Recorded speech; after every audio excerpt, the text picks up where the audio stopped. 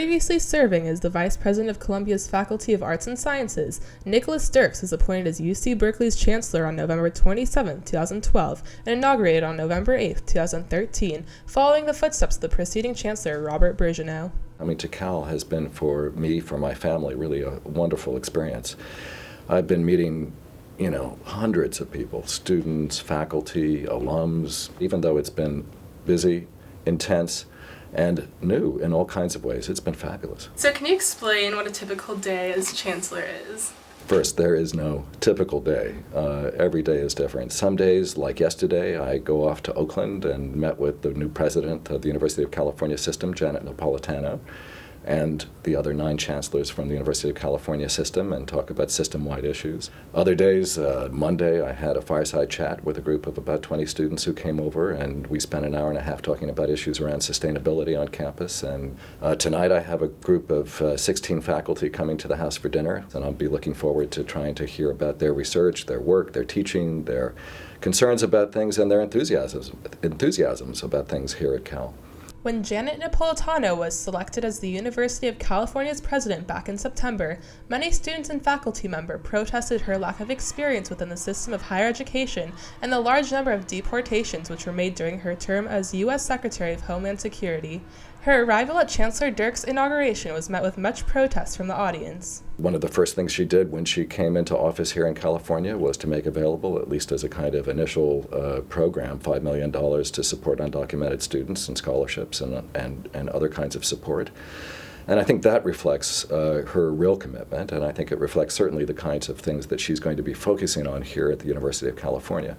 That being said, I completely understand the concerns that some students have. They want to hear what her views are. They want to hear how she felt about the kind of work she had to do and the responsibility she had to undertake when she was Secretary of Homeland Security. But, I think that she's already shown that she's taken on the new job with great enthusiasm, great commitment, and a great deal of political savvy. Previously being at Columbia, how is the difference between a public versus a private school in terms of economic or social or educational skills? Well, Columbia is in some ways a kind of quasi-public private institution, and I mean by that it's much more engaged with its locale. All of that, in a way, has prepared me for Berkeley, though it hasn't fully prepared me. Because here, the kind of commitment to being a public institution, which is a commitment, I might add, that has continued despite the fact that state support for the institution has dropped, even in the last 10 years, from about 35% to 12% of our budget, is still just kind of almost overwhelming as I encounter the kind of engagement with the public at every level in our research and our teaching and our sense of our relationship to our community. I have a sense of a public institution that is far more pervasive and really very impressive than I had in my prior life in New York City.